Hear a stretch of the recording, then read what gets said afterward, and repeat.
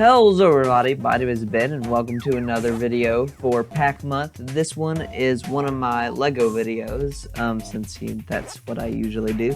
And that would of course be my LEGO Pac-Man minifigure series, my LEGO Pac-Man CMF.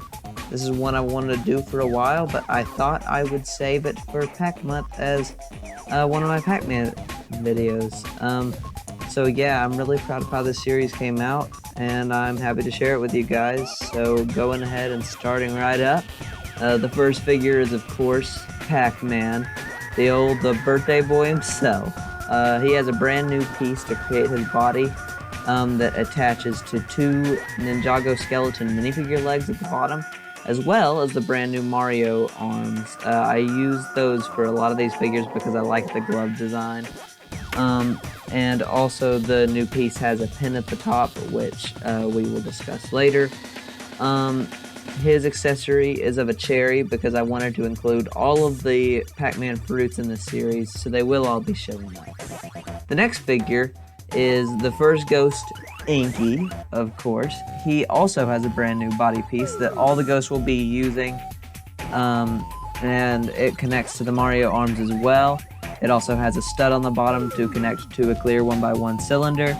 All the ghosts are going to kind of look the same, so they're probably going to be, I'm probably going to breeze through them pretty fast, but all of their expressions are based on the more modern Pac-Man art. So Inky has a smiling expression here. His accessory is a strawberry, which is built out of using the new acorn or mandrake piece connected to a leaf piece. The next figure, of course after Inky, is going to be Pinky, who has the same face as her modern art. Her accessory is a new piece for an orange. I was going to just use a minifigure head with a leaf on it, but I figured that a new piece would be worth it because I think an orange is a fruit that LEGO could use a little more. The next figure is, I'm going to say that over and over, even though a lot of these aren't even traditional minifigures, but it is Blinky, who is the red ghost. He has a more angry expression and a newly painted apple as his accessory, which has a green stem and leaf and a red bottom. I think that's something that almost all LEGO fans have wanted for a while. And the last of the classic Pac-Man ghosts is of course Clyde, the orange ghost. He has a more mild expression, and he also has a piece for the melon, which is a minifigure head with one of those stamp pieces put in the top of it. There is actually one more ghost from the Pac-Man series, and that is the Turn to Blue Ghost, or Blue Ghost, or whatever you want to call it. Even though this pretty much is one of the former ghosts, it is usually a merchandise put as a separate ghost, so I decided I would do that too, and especially because it's really iconic. So yeah, this is actually a different piece than the one all the other ghosts use because it doesn't have arms, because there isn't really any art of the scared ghosts having arms. And he also has another new piece of a bell, another piece that I think LEGO could really use, and it attaches to a stud at the bottom to be the part of the bell. And yeah, moving on from the Pac-Man game and into the Mrs. Pac-Man game is of course Miss Pac-Man. She uses the same body piece as Pac-Man, she just has a different print and some different colors for her gloves and shoes, and she uses that pin in Pac-Man's head to attach a Minnie Mouse bow. She also has an accessory of a pretzel to represent one of the fruits from her game. The next figure is another ghost, which is Sue, the only original ghost in Mrs. Pac-Man's game. Sue was originally orange, but I decided to go with her more modern purple that is used in a lot of the more modern Miss Pac-Man art. Sue has a banana, as that is one of the fruits that is exclusive to Miss Pac-Man. So I figured it would make sense to give it to a ghost that is exclusive to the Miss Pac-Man game as well. I wanted to include some figures from other Pac-Man games, and one of those games of the classic days was Super Pac-Man. I was inspired by not only the design from the box art for Super Pac-Man, but also by Super Pac-Man from Pac-Man 2, the New Adventures, and kind of meshed them together to create this Super Pac-Man. He of course uses the same piece as the previous Pac-Man, except he has a more smug expression. He also has a cape that would connect to the two Mario arms, and his accessory is a key, since the keys play a pretty important part in the Super Pac-Man game, which also finished up the fruits, except for one fruit, which is not really a fruit at all. I wanted to have one last Pac-Man in the series, because it is the Pac-Man series after all, and he is the birthday boy.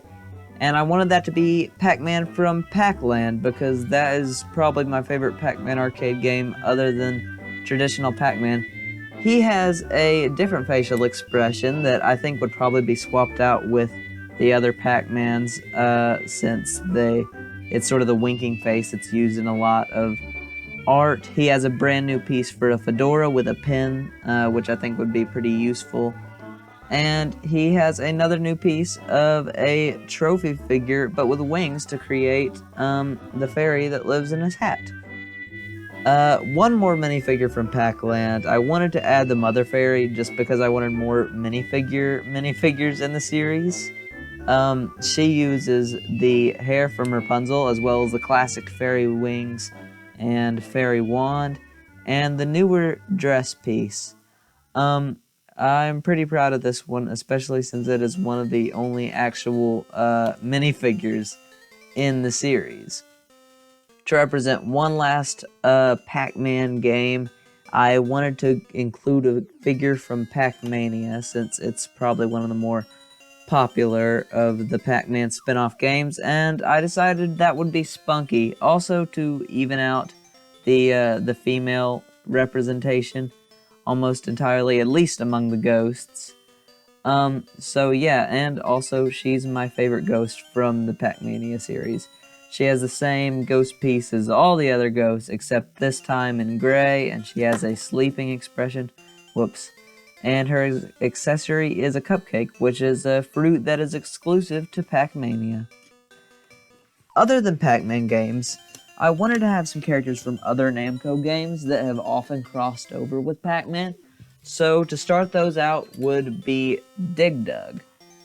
He is probably, other than maybe Galaga, the most popular Namco game that is not a Pac-Man game. So he's here. He uses the Star Wars Rebel helmet, as well as a couple of pieces to create his big drill, and some dual molded arms and short legs. I actually included two figures from the Dig Dug series, because the second one actually plays a bigger role in the Pac-Man series and features in a lot of Pac-Man games, and that is the Pooka. They've kind of both shared this enemy/character over the years, so I thought it would make sense to throw him in here. He uses the Star Wars droid legs, as well as a which connect to a new piece for the head, that have of course, the giant goggles and the little nozzle at the end. I'm still not sure what that is supposed to be. Moving on to the next Namco game would be Mappy, which is one of my personal favorites. Mappy has a brand new piece for his head, which connects to the more modern police cap. He also has the baton from the Constable from the Minifigure series, and uses short legs and some different blues, and I really like how classic this minifigure looks. The last figure is not really a figure at all, it's actually a build. I was inspired by the Lego Movie series to do that, and that would be the boss Galaga.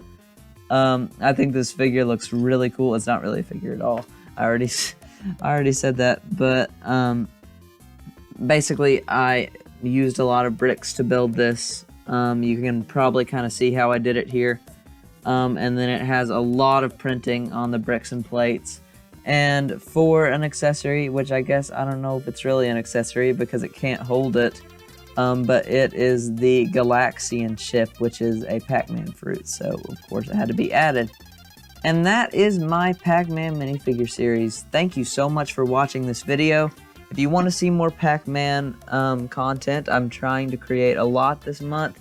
I'm probably going to be moving. Originally, I was going to have one video every Monday and one video every Friday, but that's proven to be a little hard, so I'm going to be uploading them on Tuesday now, including this one. So I hope you won't mind that. I will have the Pac-Man custom review out next week to celebrate Pac-Man's actual birthday.